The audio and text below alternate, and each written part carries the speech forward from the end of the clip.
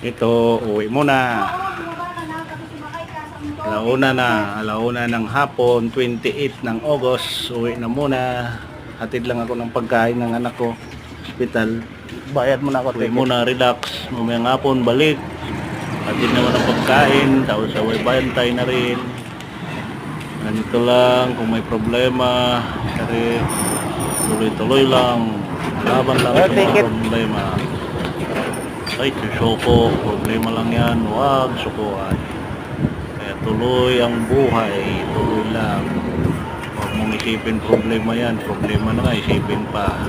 Tanggapin at kainin ang problema. Tapos gawin tayo. Time na lang yung problema para mawala sa buhay. Go lang sa buhay. Go lang.